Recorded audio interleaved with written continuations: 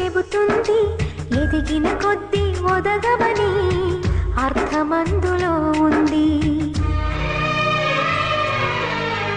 అపజయాలు కలిగిన చోటే గెలుపు పిలుపు వినిపిస్తుంది. ఆకులన్నీ రాలిన చోటే కొత్త చిగురు కనిపిస్తుంది.